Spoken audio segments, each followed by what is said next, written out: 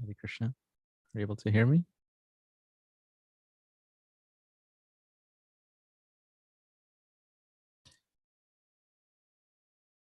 All right, so I'll get started.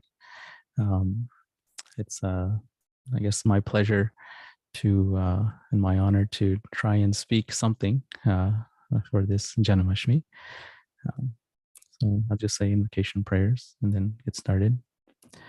Om Ajnanatimirandasya Jnananjana Shalakaya Chakshurunmilitam Yena Tasmai Shri Guruve Namaha Shri Chaitanya Manobhishtam Stapitam Yena Bhutale Swayam Rupa Kadamayam Dadati Swapadantikam Vandeham Shri Guru Shri Utapad Kamalam Shri Gurun Vaishnavamsha Shri Rupam Sagrajatam Sahagana Raghunathanvitam Tam Sajivam Sadvaitam Savadutam Parijana Sahitam Krishna Chaitanya Devam Shri Radha Krishna Padan Sahagana Lalita Shri Vishakhan Vitamsha He Krishna Karuna Sindhu Deenabandhu Jagatpate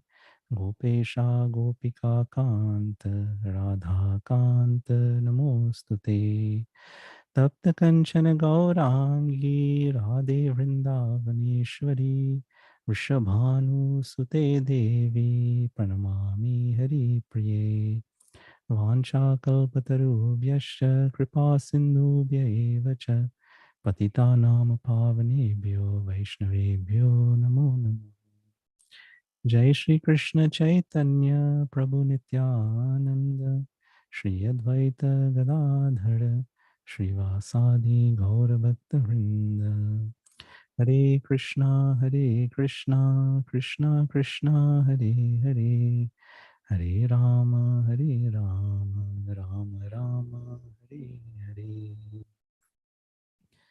Kam karoti vachalam angulam yate girim Yatkripātamaham bande paramanandam madhavam.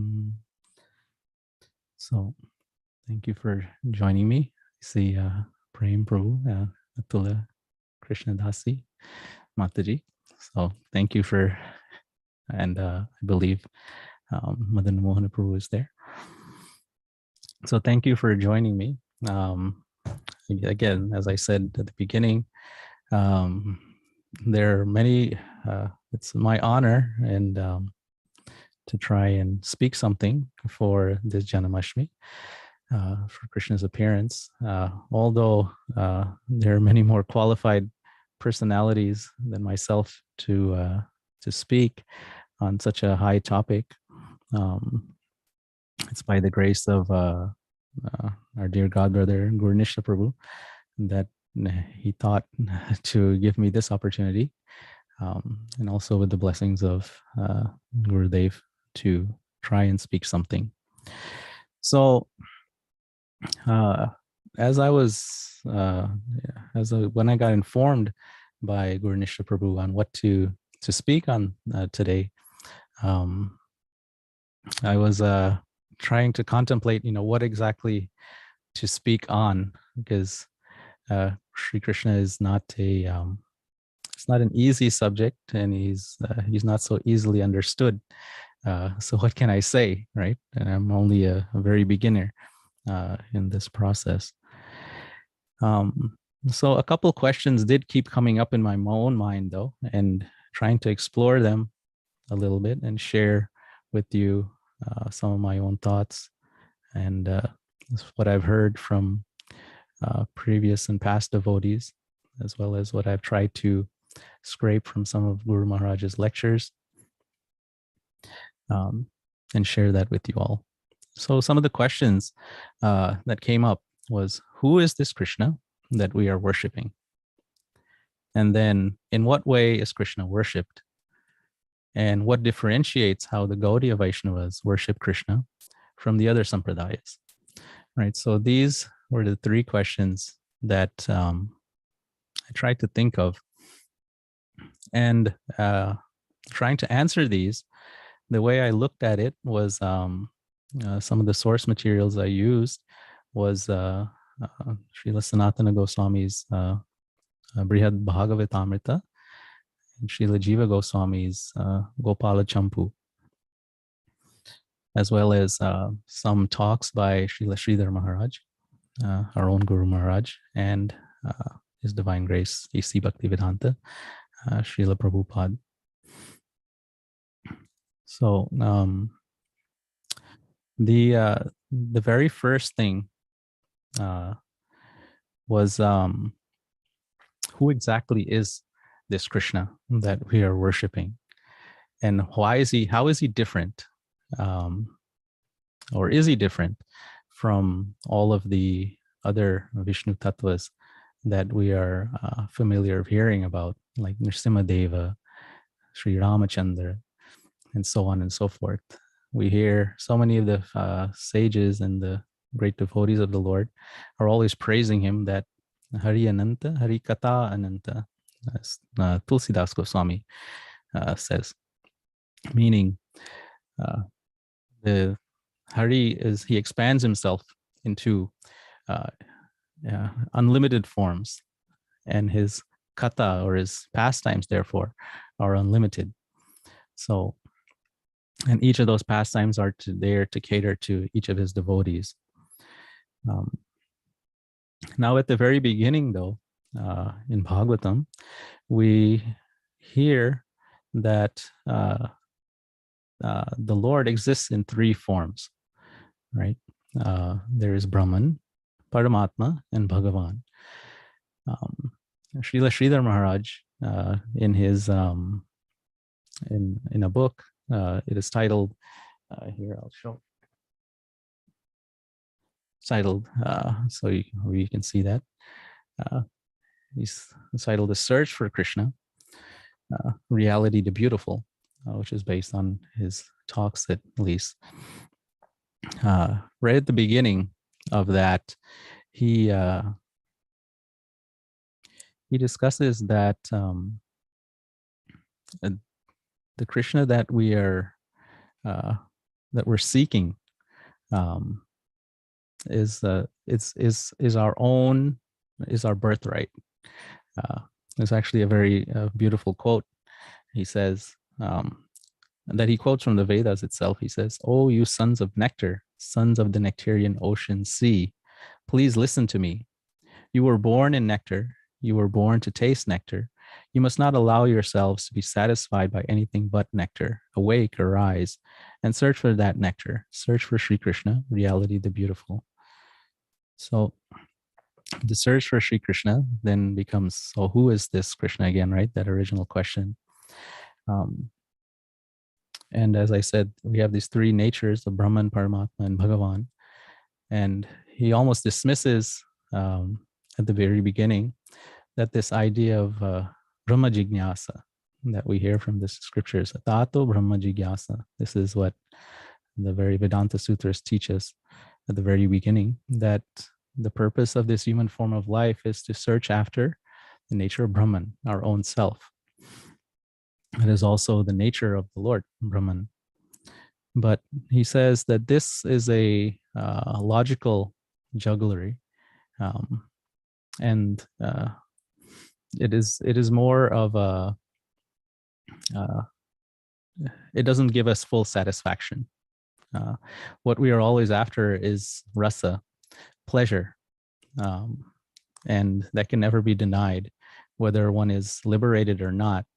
We are always searching after that, and the only place that pleasure actually exists in full is with Krishna. So the Brahman, because the rasa is not really there for the enjoyment, he dismisses. So next we go to Paramatma.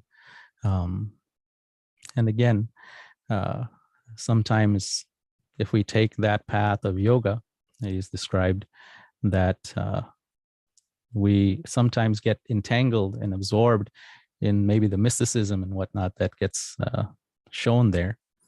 And Guru Maharaj has explained that Sometimes the seekers, the meditating on the Paramatma, they think that that Paramatma is themselves. And they get confused by that. They don't see their real nature. And therefore they get lost or taken aside from the path to make progress into towards Krishna. So then we come to Bhagavan, right? And then at the very beginning of Bhagavan,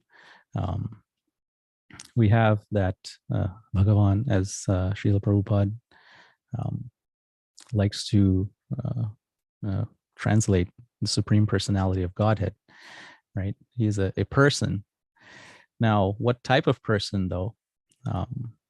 So this is where my own reflections start to come in as I was studying and trying to understand what Jiva Goswami and Sanatana Goswami were teaching us in their revelations. So at the very beginning, we have Lord Vishnu, who exists in three parts, the Purusha avatars, right? They are in charge of the creation, maintenance, destruction of the material worlds. And even above that, we have in Vaikuntha, Lord Narayana, who expands himself in many forms and associates with his different devotees in different ways. Now, when we go to Lord Vishnu, if you all think, like, what exactly are the pastimes of Lord Vishnu when he is lying there on the ocean of either milk or the Karana ocean? He's not actually doing anything. There's no activities, and we hear of his size. He's gigantic. What kind of service will we actually be able to do? The only person that seems to ever be able to serve him in that capacity is Mother Lakshmi. Sometimes we see that she's just massaging his feet. Nobody else has any service to do. So there's little interaction actually with Lord Vishnu. And as we go up further and further, we start to see that as different devotees interact with the Lord in different ways, we come to a place where we hear in the Bhagavatam that the first example of pure devotional service is Prahlad Maharaj. Now, what distinguishes Prahlad Maharaj in his way that he interacts with Lord Vishnu compared to the way other devotees interacted with the Lord up to that point? If we read Bhagavatam, we see there are many devotees who prayed to the Lord for certain things, or they had certain issues, and he would appear and he would satisfy those issues, right? So some examples, like Gajendra, for many, so those who might know, he was a great elephant, right? And he was stuck in the water, bit by a crocodile, in which he struggled with the crocodile, it said, for 1,000 celestial years, going back and forth. And he prayed to the Lord, finally, because he found that there was no way he could free himself. So finally he prayed, raising a lotus and thinking of the Lord, remembering him. And Lord Vishnu appeared right there and took him out of that situation, killed the crocodile, and freed him. And we don't see any, there's reverence. They all appear with reverence, and they pray to the Lord and thank him. In the same case with others like Duruva Maharaj, Mother Aditi, they all pray for something and they get it, and they are very thankful. And their interaction, you could say, is very cordial with the Lord, is very respectful. Whatever the Lord says, they take and they accept, up to the point, though, of Prahlad Maharaj, where Nrsimhadeva appears. And there, for anyone that remembers or knows, Simhadev says something to Prahlad Maharaj. He says, ask for something. I'm very pleased with your devotion to me. You've gone through so much, but you've never wavered in your devotion to me. And I'm very pleased by this. So he says, ask for something. And then it's very interesting. It was the first instance that I can think of, at least. When anyone knows better, they can correct me. But Prahlad Maharaj's reply to the Lord at that point, it wasn't just, yes, Lord, I will say something. He says, I didn't, am I engaging in business with you? So this is very interesting in that he almost talks back to Nrsimhadeva. He says, what are you telling me to ask for something? I didn't pray to you for something, right? I didn't pray to you as a business deal that I should offer my prayers and then get something in return, right? So this aspect that Prahlad Maharaj we hear is the first instance of pure devotional service. And I was thinking, why is this considered pure devotional service? And that I'll try to expand on as we kind of go into more details, right? So we see this interaction with the Lord, as I said, with Narayana. It's very cordial. It's very, everything is very straightforward. There's almost a distance in what we see with the Lord and the devotees.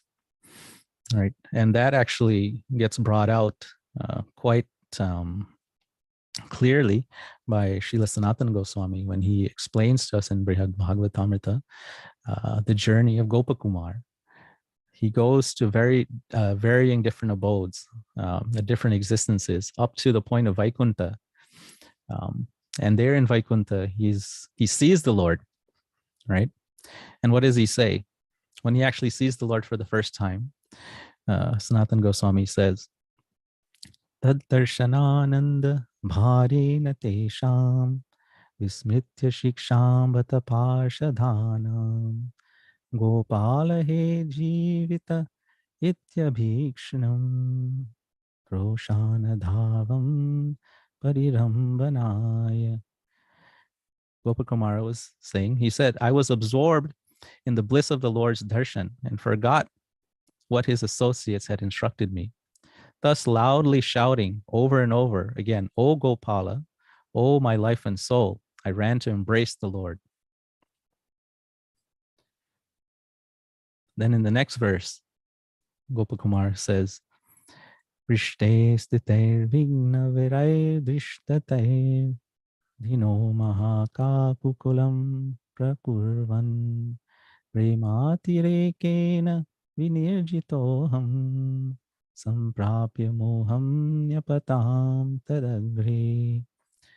Said, observing my condition, those prospective associates restrained me. They threw me into great distress. Helplessly overcome with prema, I piteously lamented and humbly entreated them, and then fell unconscious in front of the Lord. So up to this point, what had happened was Gopakumara gets to Vaikuntha, and he is told by the associates of the Lord, you have to behave in this way when you see the Lord offer these prayers.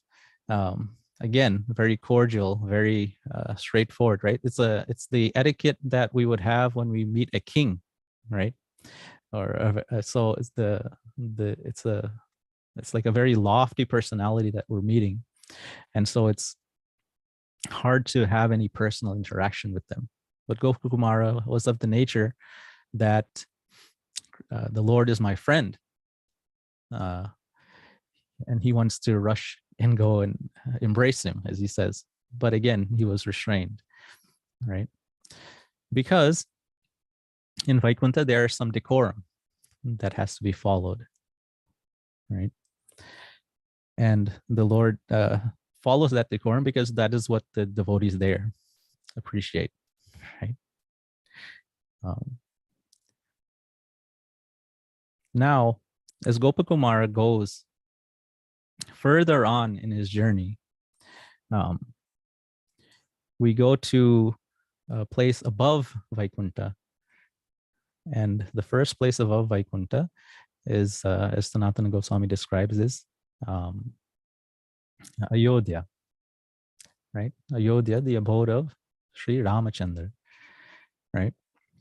So when Gopakumara goes there, he sees that the interactions that Lord Ram has with his family members and the people of Ayodhya is a little more intimate, right?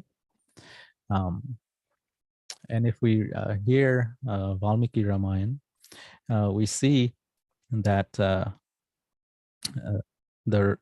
pastimes of Sri Ram are very much human-like. Although the activities that he engages in, when we actually think about them, no human actually could actually engage and do those things. But he is very human-like in that he expresses emotions. He expresses these emotions that normally we never see Lord Narayana express, right? In this way, he's more human-like, right? We'll also discuss what that means, human-like, as we go on. But some examples of that, right? So when Sri Ram leaves the forest, or leaves the Ayodhya, is exiled, he is taken on a chariot by Sumant, who is the advisor of his father and a dear friend. And Sumant takes them a certain way, and he then leaves them there. And Sri Ram tells Sumant that now you need to turn back and go back to Ayodhya.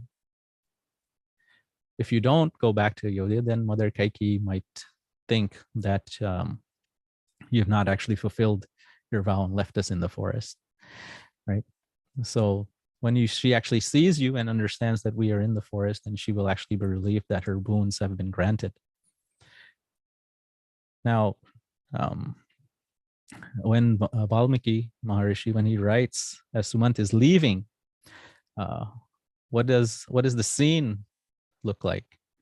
It's not that the Lord is always calm and collected like he is in Vaikunta, but he is crying along with Lakshman and Sita Devi. They're all crying very profusely. Other instances, when Lord Ramachandra had reached Sugriva, he got to the point where Sugriva told him all of the problems that he was having, and he forged a friendship with Sugriva. And in that friendship, he swore that he would help Sugriva regain his kingdom, his wife, and he did so. He defeated Vali for Sugriva, and then reestablished Sugriva as the king of Kishkinda. And then at that time, there was a 4-month period of Chaturmasya. So they couldn't really travel to look for Sita Devi, as Sugriva had promised he would do, right? So in that meantime, the 4 months were going by. Lord Ramachandra, he had sworn never to enter a city. So he was sitting at the Rishya Mukh mountains where Sugriva used to stay. And he was waiting there with Lakshman. And there, Valmiki Muni again reveals to us that the lamentation and that Lord Ram was going through, right? Of course, the only person that ever saw this, though, was Lakshman, right? If Valmiki Muni had never revealed it to us, we wouldn't have known what the Lord was actually going through, that he was actually going through all these pains. And what was the pain that he was going through? He was thinking that so many months have gone by, the Chaturmasya has ended. Now 2 months have gone by, and I still have not heard anything from Sugriva. Right? Sugriva had been lost in the pleasures of the palace, and he had forgotten his promise. And he got angry, right? and he sent Lakshman with a message to Sugriva. He said, the path that Vali went is still open, right? So this is a roundabout way to say that he sent Vali to the to the next abode with his arrow. That path was still open for Sugriva because he was not being a true friend, right? Again, these are instances where we see the Lord is actually being much more human-like in his interactions with his devotees. He's willing to be a little angry sometimes and show that anger to his devotees, even, right? Usually, the other times he's very quiet and calm, right? But then there's an issue here also with in how Sri Ram interacts. If we carefully look at when he shows emotions and who he shows emotions to, we see that he only shows it to a very small, close-knit few, right? His very friends, his only his brothers, and his wife only really get to see that, right? The lamentations that he suffered and went through, only Lakshmanji actually really knows it. He never really showed it to anyone else, right? Even when Sita Devi gets slandered by the people of Ayodhya, and she gets sent to, and so Lord Ram is thinking of sending her to exile. The first thing he does, he doesn't actually want to send her to exile. He requests Bharat or one of his other brothers that they become the king, so that he and Sita Devi can both retire to the forest. Right? This is how Valmiki Muni reveals it in the Uttarakand of Valmiki Ramayana. So that was his first inclination, that he opened his mind to Bharat, but Bharat, Lakshman, Shatrughna, they all reject that. So they said, no, we won't accept. We cannot be king. The people only want you as king, and it would be a great blot for us to become king while you are there. Right? So they reject his proposal. But again, he only revealed that to his brothers, his close-knit family. So there's something lacking there for, say, the other devotees, right? We can think of in terms of if you have a friend, right? If you really have a friend, sometimes one of my friends, he got angry with me. He said, you were going through some problems, but you never told me anything, right? So what kind of friend am I, right? Am I really your friend? If you can't reveal your thoughts or mind to me, then I'm not really your friend, right? In the truest sense, right? Maybe some formality is there. We're like more like acquaintances,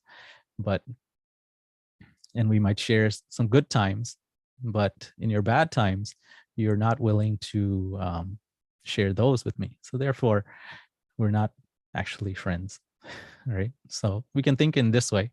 The Lord is, even as Sri Ramachandra, he's friendly to everyone, but in terms of sharing his innermost thoughts and reflections, he does not do that necessarily with anyone and everyone. Very few get to see that, right?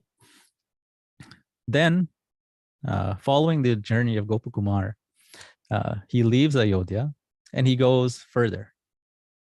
He goes to now Dwarka, right? And in a recent lecture, Guru Maharaj was saying that we understand that Dwarka is perfect. And then we hear Mathura is more perfect. And then Vrindavan or Vraj, Gokul, is the most perfect, right? So this made me think like, so what is this, right? So we come to the abode of Krishna now, right? So Krishna is Krishna, right? This is usually what I was thinking, until coming to Gaudiya Vaishnavism. And he said, well, which Krishna? Is it Dwarkadish Krishna that you're worshiping? Is it Mathuranath Krishna that you're worshiping? Or is it Brajendra Nandana Krishna that you're worshiping? So then the question comes like, why are they making such a distinction between these Krishna, right? Why are these forms really different? So again, following the journey of Gopakumar, we hear, and also in the first part of Brihad Bhagavatamrita, we also hear Sanatana Goswami realizations that this when Gopakumar goes to Dwarka, it's very similar to Ayodhya, right? Dwarkadish, Krishna is reigning there, is like the king, right? He's treated, but there's also a little more intimacy, right? It's not just this close-knit family, but there are many, the family is expanded, right? All the yadus that are sitting in a Dwarka know him more, right? And during the day, or when he's awake, they all interact, and they're all, he's their life. He's the very breath of their life. They cannot live without him. But then there is as Sanatana Goswami reveals to us, when Krishna is asleep in Dwarka, then something troubling happens for the devotees in Dwarka. And what is that? He's calling out to someone else that's not them, right? Imagine this is very troubling, right? If you love someone and while they're sleeping they call out to somebody else, this is this is called problem, right? So Krishna is there in Dwarka, and who is he calling out to when he's unconscious, when he's asleep? And for everyone that's in the palace, they know, right? He's calling out to the residents of Vraja, right?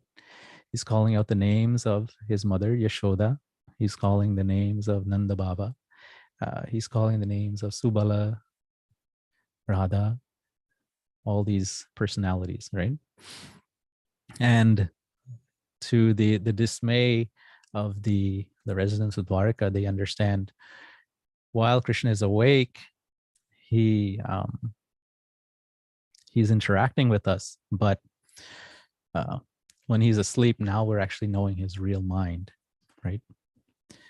And many of the palace, all of the people in the palace, they all know of this mentality that Krishna has, where his heart actually lies, right? His heart actually lies in Vrindavan.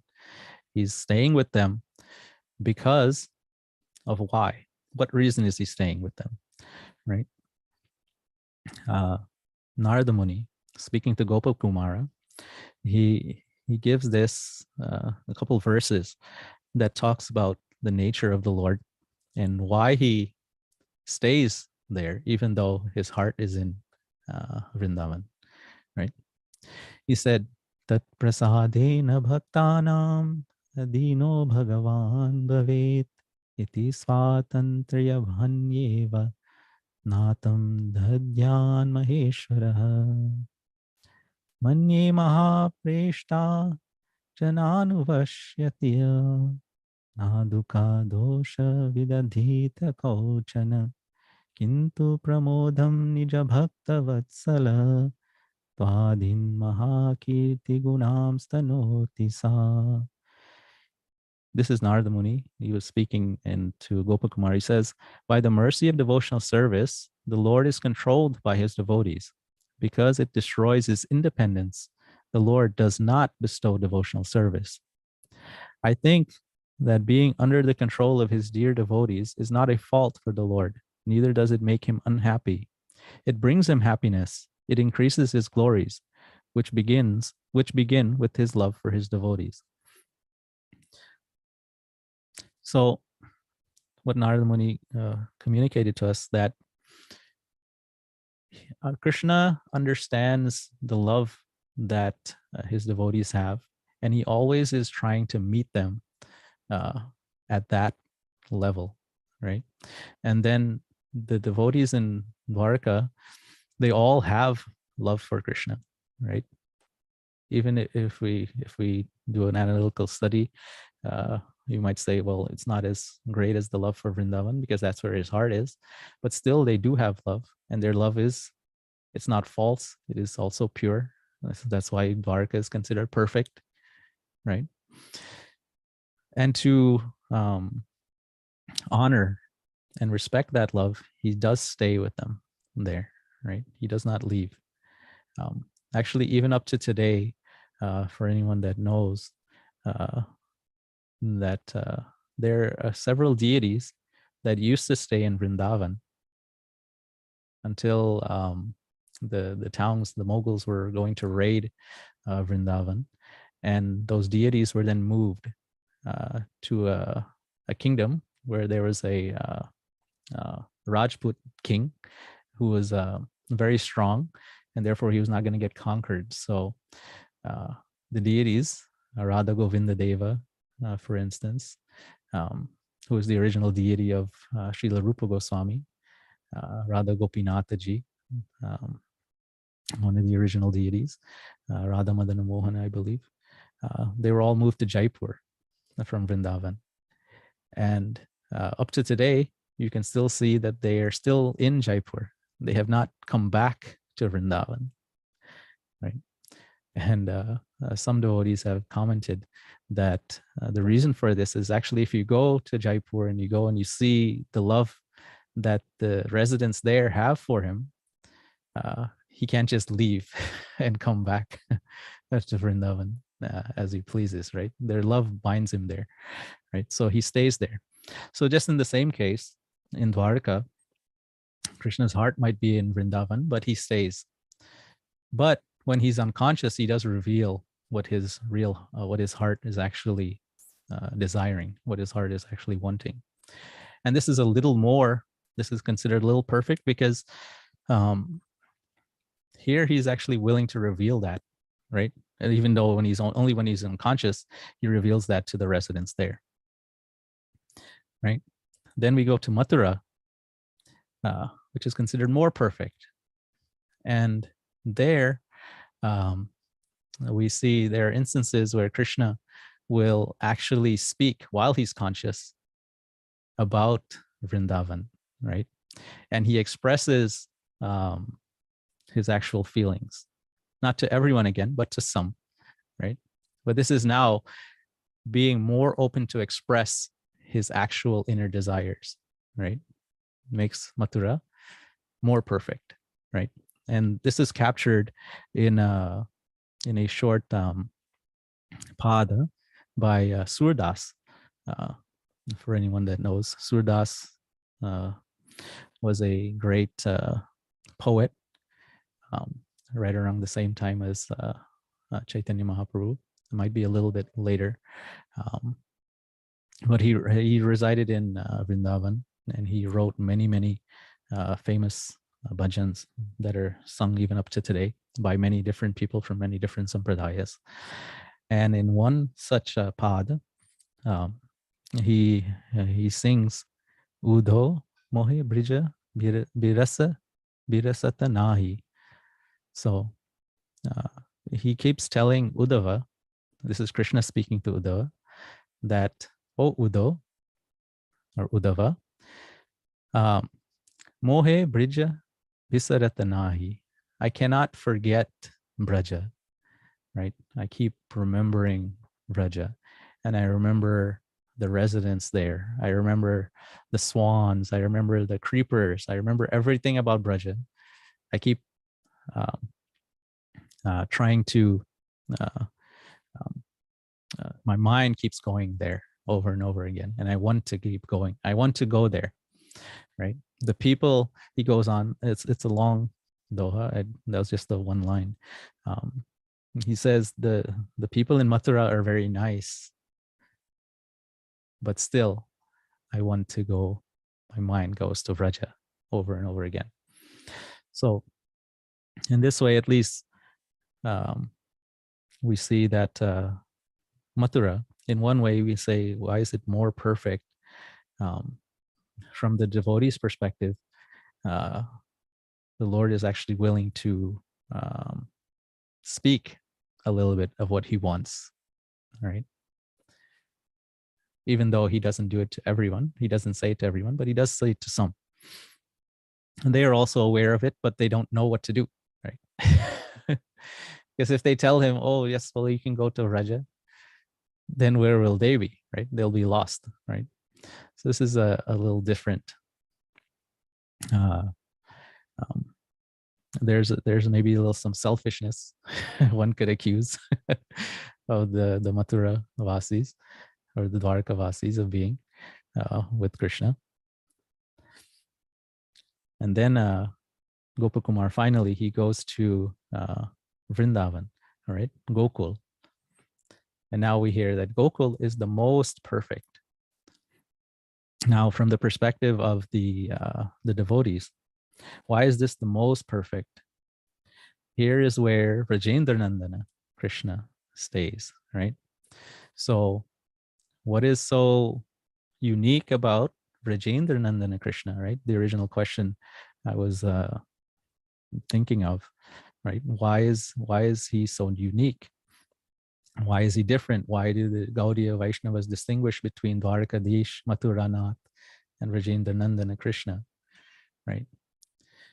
So this Krishna that is in Gokul, how does he act, right? Is there any reservation in the way he acts with his devotees there? And we can see actually there is little to none, right?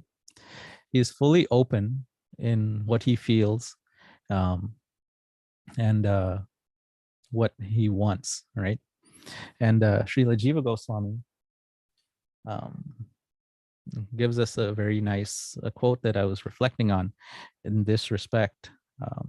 It's in Gopala Champu in the very first or second chapter, entitled The Beauty of Goloka. He, towards the end, right, he gives a quote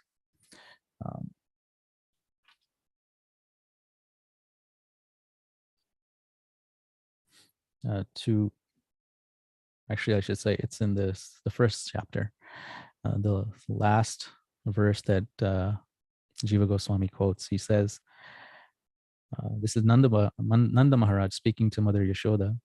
He says, "O Yashoda, you have performed many pious acts in previous lives. Your son is speaking in front of you, eats, tells what he wants, asks for his favorite things, and laughs. Meditating on Nanda's words, choked up because of great affection, my mind becomes unsteady and stops functioning." So this aspect of Krishna, how does he relate to Yashoda Mai and also with his other devotees in Gokul or Vraj, is that he tells them what he wants. He speaks his mind, right? And so how does that play out, right? Some poets, some devotees, they have written great songs describing the naughtiness of Krishna in his willingness to show just who he is. And so some of those examples, one poet in southern India, Venkata Kavi, he wrote, Krishna goes and he pulls the hair, the braided hair of one of the gopis from behind. And then when the gopis complain, what does he say? He say, what they complain, why are you pulling the hair? And then he complains and he says, why are your eyes pulling my heart? Right. So he's very willing to talk back. There is this interaction of chastisement, between him and his devotees in Vraj that is found nowhere else, right? It is considered, reflecting on it, he's actually more himself, the most himself in Vraj than he is anywhere else. And the devotees there accept him just like that, right? They don't want anything else from him, right? So this is and then some other examples, right? Not just with Mother Yashoda, but he says to say Subala Saka. For instance, Gopakumar couldn't go and embrace Lord Narayana when he was in Vaikuntha, but Jiva Goswami relates that Gopala in Gopala Champu, Krishna getting ready in the morning, Subala goes there and some other friends go there and they're bathing Krishna, right? That is how close they are with him there. So those types of things, the Vaikuntha Vasis would have no chance of actually engaging in, right? Then other times he might complain to Subala, and he might explain to him that, oh, Subala, find some way for me to meet Radha. Otherwise, I don't think I'll be able to hold on to my life, right? He says like this, that Srila Vishwanath Chakravarti Thakur might reveal to us. And so in this way, Krishna is so willing to express his innermost desires, his innermost feelings to his devotees in Vraja. And from the devotee's perspective, as I was contemplating, this makes what makes Vraja most perfect, right? And this is actually our aspiration in Gaudiya Vaishnavism, right? To actually come to that land of Vraja, right?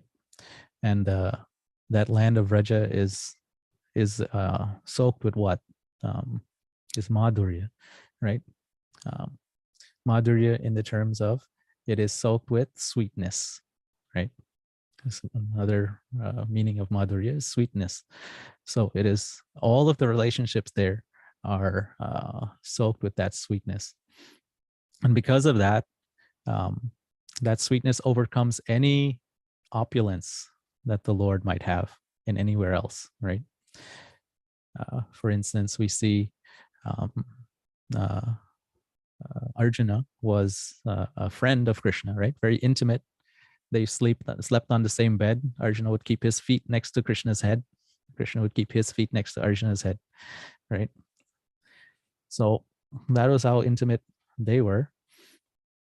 But then when Arjuna saw Krishna's form on battlefield of Kurukshetra, he folded his hands in reverence and he said, oh, I'm very sorry that, I said so many things or treated you or spoke to you in a joking way, right? Please forgive me. But at the same time, when we see, say, Mother Yashoda, Krishna opens his mouth and Balaram says, or, his friends are saying, Krishna ate dirt. And Krishna says, I didn't eat dirt. They're all lying. So Mother Yashoda asked Balaram, he says, did Krishna eat dirt? Well, Balaram wouldn't lie. He said, yes, he did eat dirt. So Mother Yashoda takes Balaram's words over Krishna's. And he says, open your mouth, let me see. So Krishna, instead of showing the dirt, he showed the entire universe, right? Of all of creation. Mother Yashoda sees that. And then she says, oh, something must have been coming over my son. That he's not Narayan or anything. He's not the Lord, right? That sweetness, that love that those residents have for Krishna is so great that it gulfs all of his opulence, right? Therefore, Lord Brahma, he in the Bhagavatam, in 10th canto, chapter 14, he relates to Krishna when he apologizes, right? Because even he was dumbfounded, right? Is this my Lord? Is this the Lord that I've been worshiping? When he sees Krishna and how he's acting and interacting with the cowherds, they're taking food from their mouth and putting it into his mouth. He's taking fruit from his mouth and he's putting into their mouth, right? All these things would not be tolerated in Vaikuntha, right?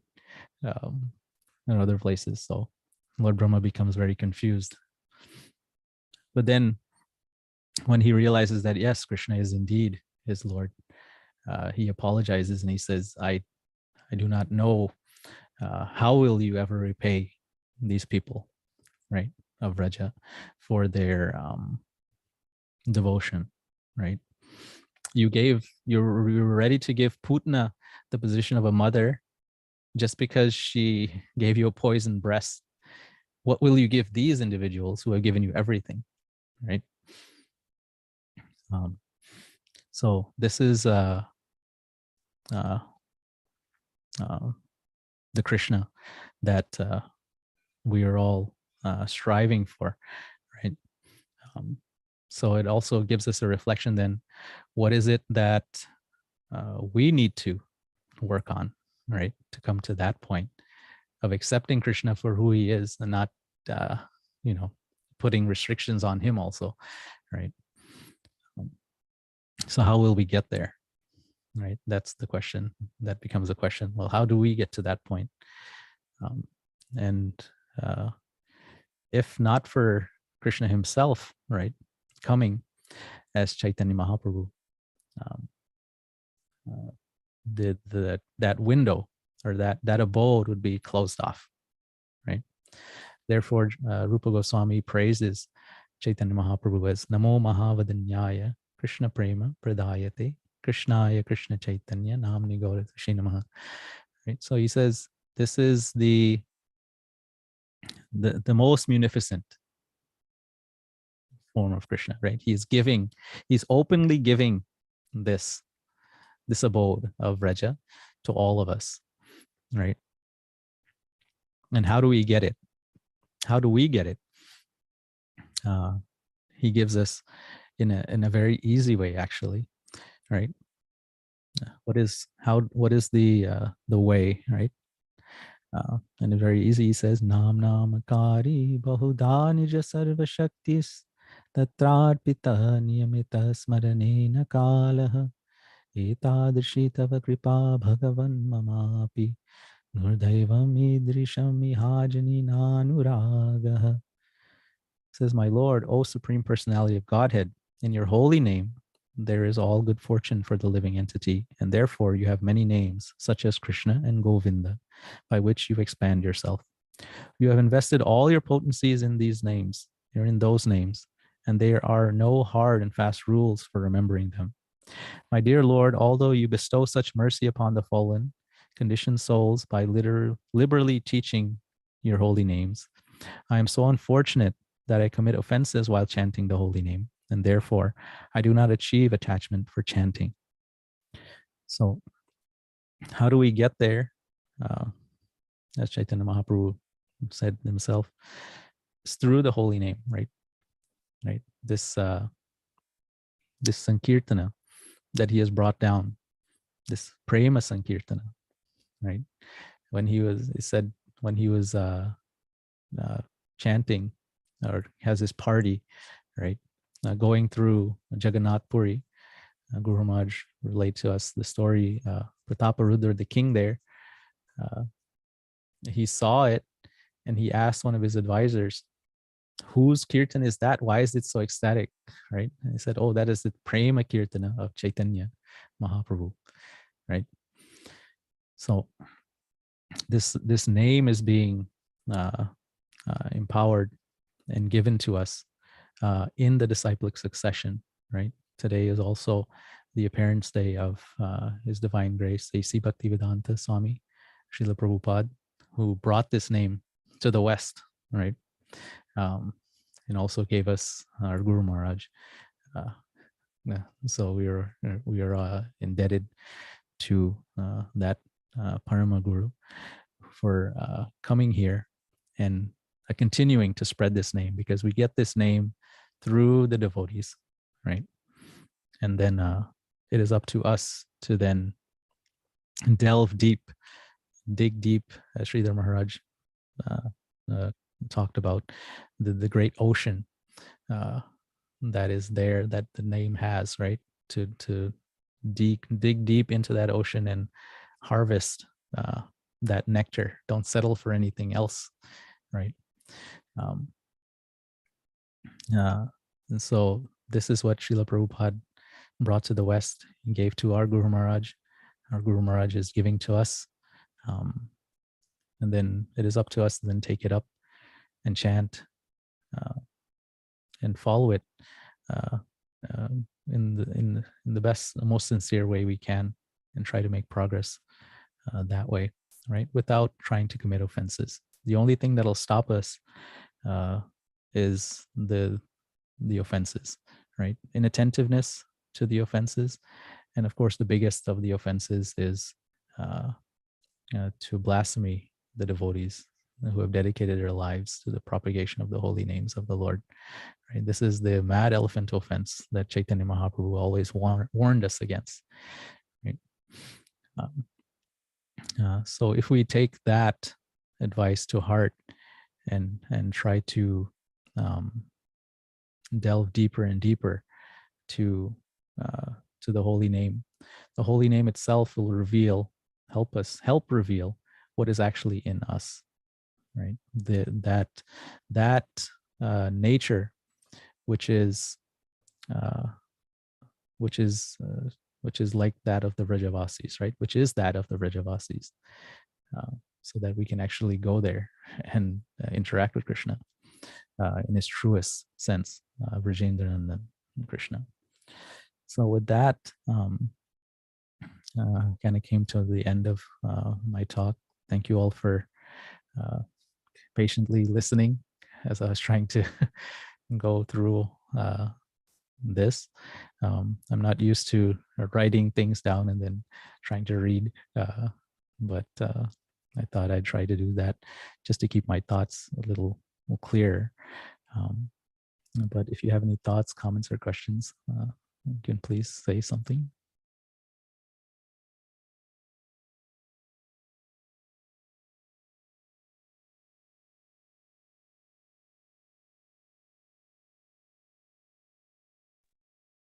Hare Krishna, Prabhu. Hare Krishna. Thank you so much for your inspiring lecture. I thought about, because you said about Mathura, Dwarka, and Gokul. And in my mind was such a question, because you said that in Mathura the devotees are living, eternal, with Krishna, and the same in Mathura and in Gokul. So it seems that when because Guru Maharaj said on a lecture that we are from Vishnu, from like soul, we are from Vishnu. Yeah. So in this moment, and for example, the Vishnu decide where will this jiva soul will be in the eternal life, decides, or it's free. I mean, because you said on the last part on your lecture that because of Mahaprabhu and the holy name, all which he will give us through the parampara, we can is a window to go to the Gokul. So my question is, when the jiva comes from the Vishnu, it's Vishnu decides when the jiva will finish or will go. Could you say something? To that question, Prabhu, I remember reading from Srila Sridhar Maharaj. He was saying that we do have free will, right? We do have liberty to choose, right? Where we want to go and when we want to go and how we want to go. So the Lord never interferes in that, right? That free will to say that, oh, now this person can come and that person can come. Yes, he has the ability to do it, right? Because he is Swarat, as Bhagavatam says, he's independent. But the jiva itself should have some ability to choose where it goes and when it goes, right? Even then, also, some jivas we see that, for example, example of like Hanumanji, we might say, like from this talk, we say, yes, well, Raja is the most perfect, right? But Hanumanji, he says, no, well, yeah, that might be fine, but I like to serve Ramachandra, right? So he doesn't care about anybody else but Ramachandra. So for him, Ramachandra is it, right? Nothing higher. He doesn't care for anything higher, right? So each of the jivas also has their own, what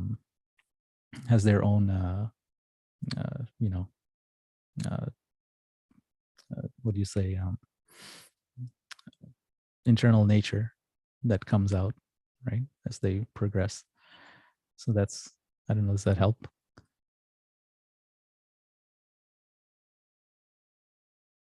Yes, thank you. Yeah.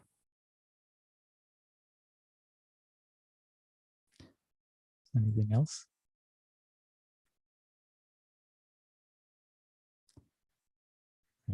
Well, no other questions or comments. I thank you all for patiently again listening.